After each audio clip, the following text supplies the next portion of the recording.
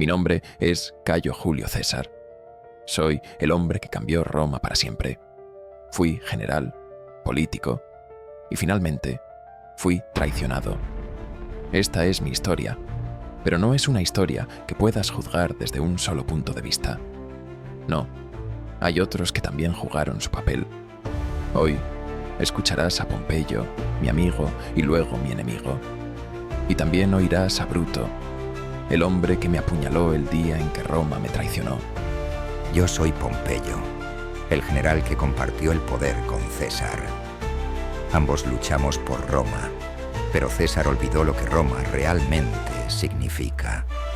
No podía permitir que él destruyera la república que tanto amaba. Y yo soy Bruto, traidor, dirán algunos. Pero lo que hice, lo hice por Roma. La misma Roma que César estaba cambiando, poco a poco, hasta convertirla en su propio imperio. ¿Qué habrías hecho tú? La historia me juzgó, y hoy tú me juzgarás. ¿Fui el salvador de Roma o su destructor? Escucha lo que tenemos que decir y decide por ti mismo. Roma, una república que se había expandido por todo el Mediterráneo, ahora se encontraba al borde de una transformación sin precedentes. 3 figuras claves marcarían su destino. Cayo Julio César, el general ambicioso que buscaba más que poder militar. Pompeyo el Grande, el antiguo aliado de César convertido en su mayor enemigo.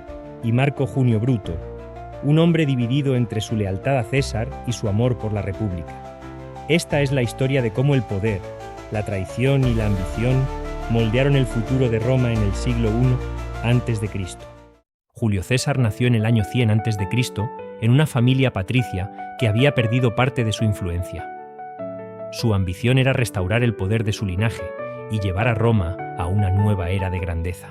Durante sus primeros años, participó en campañas militares y ganó su primera posición importante en la política como cuestor en el año 69 a.C., marcando el comienzo de su ascenso en la vida pública.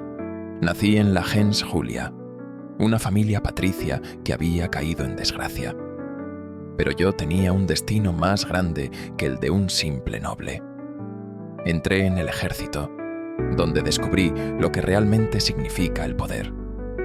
Gané mis primeras victorias en Hispania, pero sabía que mi destino estaba en Roma. César era ambicioso desde el principio. Lo vi ascender, pero nunca pensé que llegaría tan lejos. Cuando lo conocí, no era más que un joven prometedor.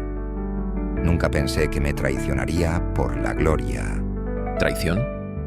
Pompeyo, ¿realmente me llamas traidor por querer más? Todo lo que hice fue por Roma, por su grandeza. Yo veía el futuro de Roma. Tú, en cambio, estabas atrapado en las sombras del pasado. Y tú, que me escuchas ahora, ¿me llamarías traidor por querer darle a Roma lo que se merecía? Lo que César no entendía es que el poder absoluto no salva a Roma, la corrompe. Yo lo vi desde el principio. No se trataba solo de ganar batallas. Se trataba de mantener la libertad que la República defendía. César confundía el poder con el bien de Roma. Mis primeros pasos en la política fueron solo el comienzo. Cuando fui nombrado cónsul, sentí el verdadero peso del poder. Sabía que estaba destinado a algo mucho más grande que lo que Roma había conocido hasta ese momento. Entre los años 58 a.C. y 50 a.C., Julio César lideró las guerras de las Galias, una serie de campañas militares en las que conquistó las tierras de los pueblos galos. Durante casi una década, César consolidó su poder, acumuló riquezas y formó un ejército leal. Estas victorias no solo lo convirtieron en un héroe militar, sino que también despertaron el temor en el Senado, que veía cómo el poder de César crecía con cada batalla ganada. Las Galias. Ahí fue donde realmente comencé a forjar mi destino. 8 años de batallas. Derroté a tribus que jamás habían sido unidas y las conquisté. La batalla de Alesia fue mi mayor logro. Rodeado, sin esperanza, me las arreglé para dar la vuelta a la situación y destruir a Vercingétorix. Fue en ese momento cuando supe que nada podría detenerme. Sí, César ganó muchas batallas, pero no por Roma, sino por sí mismo. Vercingetorix se rindió ante ti, pero en Roma comenzamos a temer tu regreso. Las legiones te seguían a ti, no a la República. ¿Qué piensas tú? ¿Es traición ganar poder si lo haces por el bien de tu nación? Las legiones me seguían porque veían en mí al líder que Roma necesitaba. Roma ya no podía depender de un senado corrupto y débil. Solo un hombre fuerte podía salvarla. Y ese hombre fui yo. Las legiones no eran de Roma, César, eran tuyas. Cada victoria en las Galias solo fortalecía tu ambición. Mientras tú luchabas por la gloria en el norte, Roma cambiaba, y no para bien. Mis victorias en las Galias no solo trajeron riquezas y tierras a Roma, trajeron algo más importante: poder. Y con ese poder, Roma podría crecer más allá de lo que el Senado jamás soñó. En el año 49 a.C., el Senado romano, temeroso del creciente poder de Julio César, le ordenó disolver su ejército y regresar a Roma como ciudadano. Sin embargo, César decidió desafiar esa orden. El 10 de enero del 49 a.C., llegó a la ribera del Rubicón, el límite entre su provincia y Roma. Al cruzarlo, desató una guerra civil que marcaría el destino de la República. Cuando regresé a Italia, el Senado me ordenó disolver mi ejército y volver a Roma solo. Sabía lo que eso significaba: el fin de mi poder, el fin de mi vida política. Pero no estaba dispuesto a ceder. Crucé el Rubicón con mis legiones, una decisión que cambió el destino de Roma para siempre. Eso fue traición. Tú no tenías derecho a desafiar al Senado. Roma no es el juguete de un solo hombre. La República necesitaba equilibrio, no tiranía. ¿Traición? No, fue un acto de coraje. Sabía que si no actuaba, Roma se hundiría en su propia inacción. ¿Qué harías tú? ¿Obedecerías ciegamente o cruzarías el Rubicón para salvar lo que amas? Fue en ese momento cuando entendí que César no veía a Roma como una república, sino como un imperio que solo él podía gobernar. El Senado estaba impotente, y Pompeyo fue el único que se alzó contra ti, César. Pero lo que realmente temía era que Roma nunca volvería a ser la misma. El cruce del Rubicón fue la línea que separó la antigua Roma de la nueva Roma. Al otro lado, no solo estaba la guerra, sino un nuevo destino para Roma. La guerra civil dividió a Roma entre los seguidores de César y los defensores de Pompeyo. El enfrentamiento decisivo ocurrió el 9 de agosto del 48 a.C., en la batalla de Farsalia. A pesar de estar en inferioridad numérica, César logró una victoria aplastante gracias a su ingeniosa estrategia. Pompeyo huyó a Egipto, donde fue asesinado poco después, marcando el fin de su poder en Roma. La batalla de Farsalia fue decisiva. Mis legiones, más disciplinadas, derrotaron a Pompeyo y al Senado. Huyó a Egipto, donde fue asesinado. Su muerte fue un golpe, pero no sentí alegría. Había derrotado a un amigo, a un hombre que una vez estuvo a mi lado. Sí, César, me derrotaste, pero no por Roma. La República murió el día en que tus legiones cruzaron el Rubicón. Farsalia fue solo el final. Yo luché por la República, pero tú no dejaste espacio para ella. ¿Qué piensas tú? ¿Es justo destruir a un amigo si es por un bien mayor? La muerte de Pompeyo no fue una victoria para mí. Lo había conocido como un aliado, como un amigo, y luego como un enemigo. Pero Roma siempre estuvo por encima de todo, incluso de nuestras relaciones personales. La historia no es indulgente con los que dudan. Si no lo hubiera derrotado, habría sido yo quien cayera. No fue Roma la que salió victoriosa en Farsalia. Fue tu ambición, César.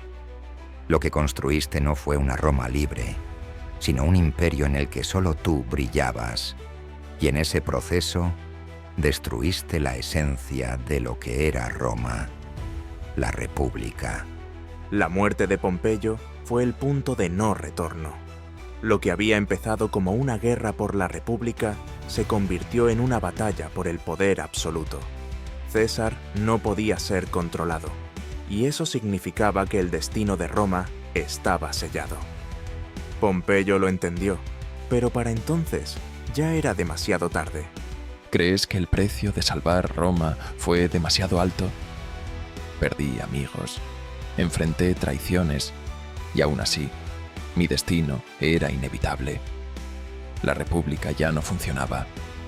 Roma necesitaba una mano firme. ¿Y quién mejor que yo para guiarla? Con Pompeyo muerto y sus enemigos derrotados, Julio César regresó a Roma en el año 46 a.C.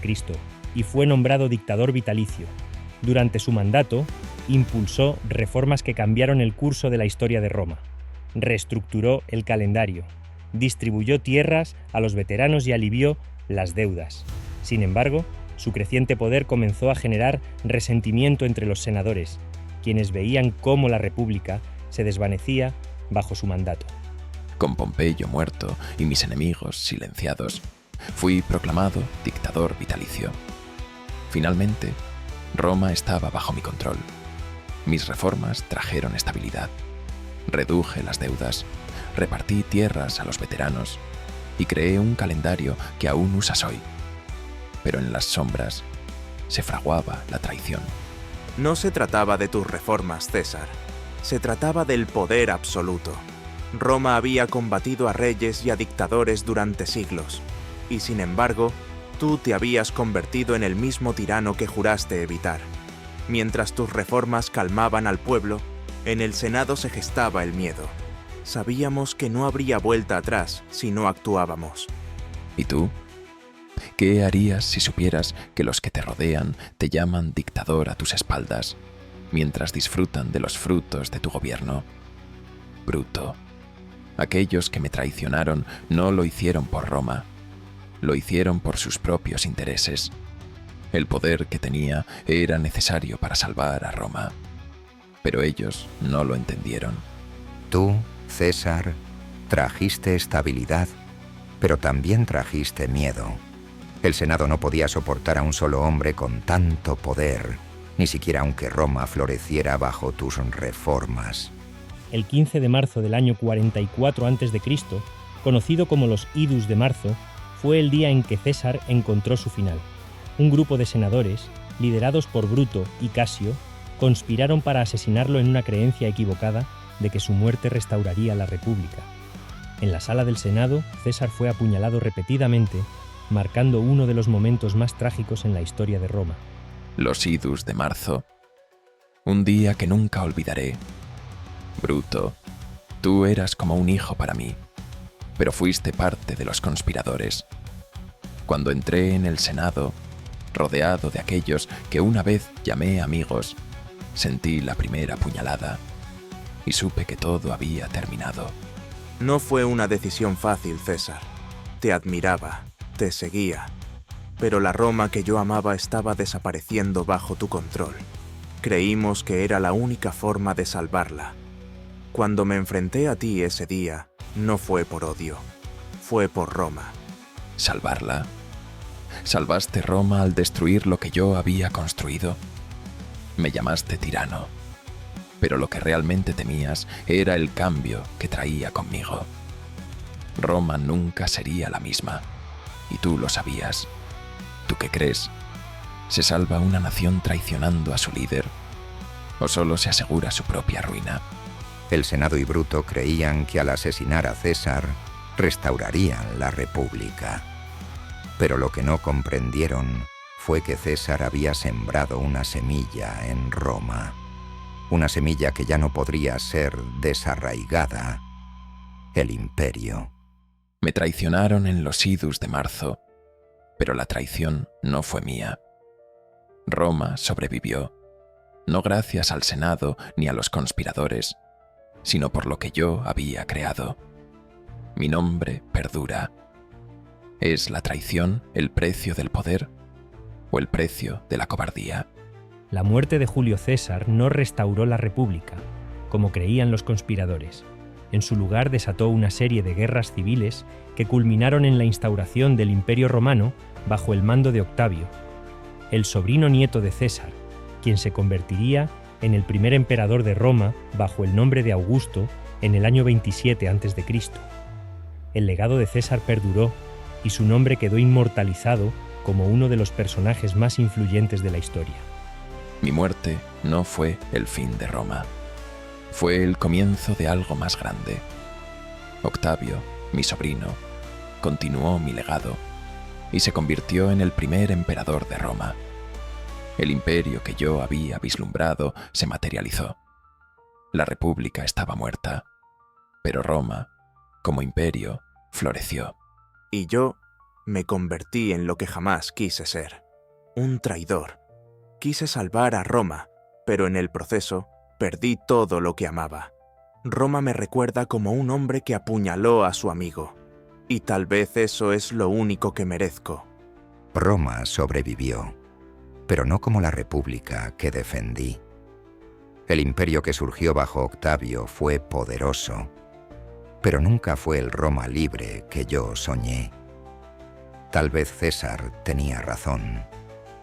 Roma necesitaba un cambio, pero no era un cambio que yo pudiera aceptar. Mi nombre perdura, no como el de un simple general, sino como el de un hombre que cambió el destino de Roma para siempre. La historia me ha juzgado, y ahora es tu turno. ¿Fui el salvador de Roma o su destructor? Solo tú puedes decidirlo, pero mi historia no termina aquí. El imperio que dejé tras mi muerte se fortaleció bajo Octavio, quien se convertiría en el primer emperador de Roma.